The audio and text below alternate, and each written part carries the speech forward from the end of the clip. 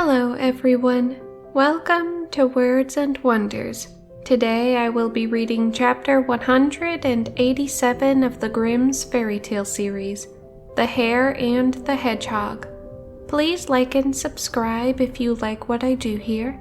Now, let's begin. This story, my dear young folks, seems to be false, but it really is true. For my grandfather, from whom I have it, used always when relating it to say complacently, "It must be true, my son, or else no one could tell it to you." The story is as follows. One Sunday morning about harvest time, just as the buckwheat was in bloom, the sun was shining brightly in heaven. The east wind was blowing warmly over the stubble fields. The larks were singing in the air, the bees buzzing among the buckwheat. The people were all going in their Sunday clothes to church, and all creatures were happy, and the hedgehog was happy too. The hedgehog, however, was standing by his door, with his arms akimbo, enjoying the morning breezes and slowly trilling a little song to himself, which was neither better nor worse than the songs which hedgehogs in their habit of singing on a blessed Sunday morning. Whilst he was thus singing half aloud to himself, it suddenly occurred to him that while his wife was washing and drying the children, he might very well take a walk into the field and see how his turnips were going on.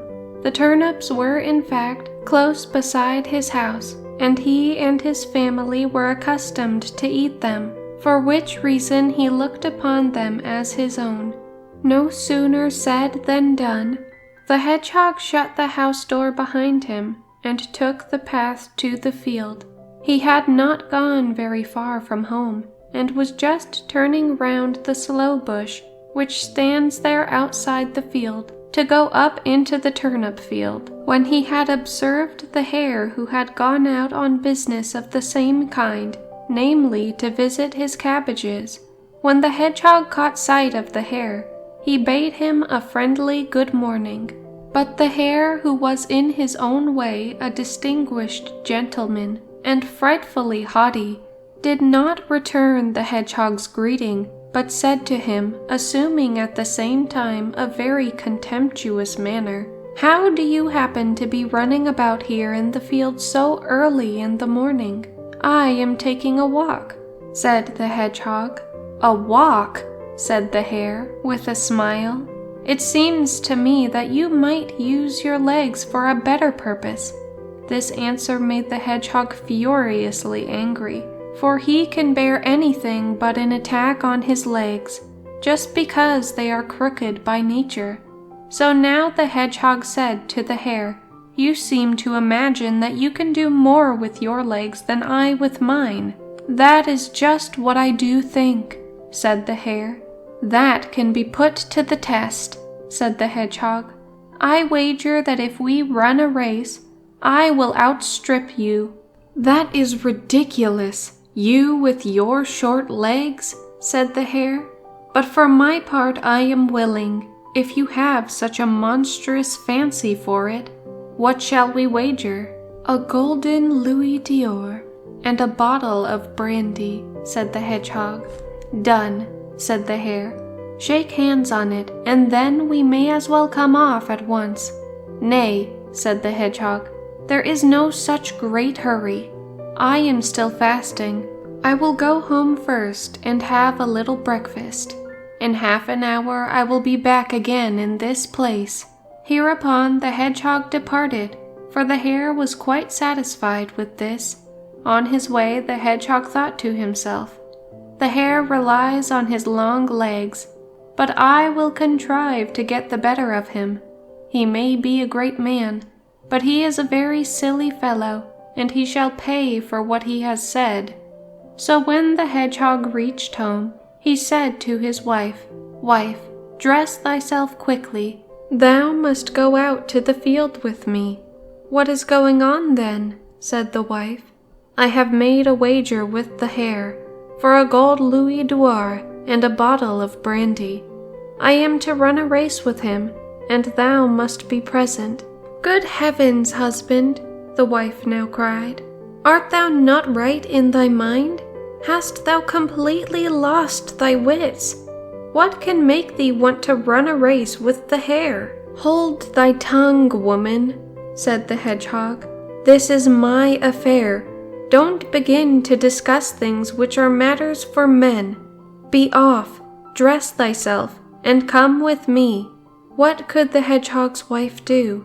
She was forced to obey him whether she liked it or not. So when they had set out on their way together, the hedgehog said to his wife, "Now pay attention to what I am going to say. Look you, I will make the long field our race course. The hare shall run in one furrow and I in another. We will begin to run from the top. Now, all that thou hast to do is place thyself here below in the furrow, and when the hare arrives at the end of the furrow, on the other side of thee, thou must cry out to him, 'I am here already.'" Then they reached the field, and the hedgehog showed his wife her place, and then walked up the field. When he reached the top, the hare was already there. "Shall we start?" said the hare. "Certainly," said the hedgehog. Then both at once, so saying, each placed himself in his own furrow. The hare counted, once, twice, thrice, and away, and went off like a whirlwind down the field. The hedgehog, however, only ran about 3 paces, and then he stooped down in the furrow and stayed quietly where he was. When the hare therefore arrived in full career at the lower end of the field, the hedgehog's wife met him with the cry, "I am here already." The hare was shocked and wondered not a little. He thought no other than that it was the hedgehog himself who was calling to him, for the hedgehog's wife looked just like her husband. The hare, however, thought to himself, "That has not been done fairly," and cried, "It must be run again. Let us have it again." And once more he went off like the wind in a storm, so that he seemed to fly. But the hedgehog's wife stayed quietly in her place. So when the hare reached the top of the field, the hedgehog himself cried out to him, "I am here already." The hare, however, quite beside himself with anger, cried, "It must be run again. We must have it again." "All right," answered the hedgehog. "For my part, we'll run as often as you choose." So the hare ran 73 more times, and the hedgehog always held out against him.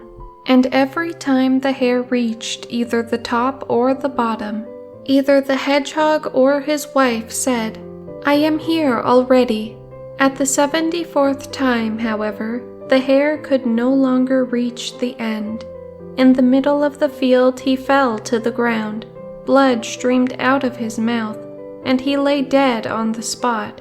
But the hedgehog took the louis d'or which he had won and the bottle of brandy, called his wife out of the furrow, and both went home together in great delight. And if they are not dead, they are living there still.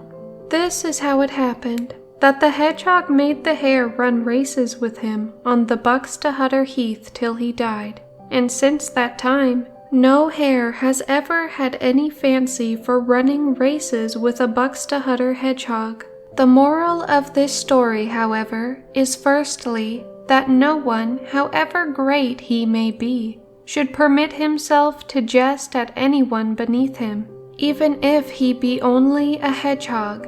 And secondly, it teaches that when a man marries, he should take his wife in his own position, who looks just as he himself looks. So whosoever is a hedgehog, let him see to it that his wife is a hedgehog also, and so forth. Thank you guys for watching, and if you would like to hear more stories like this, feel free to like, subscribe, and comment down below. Bye bye.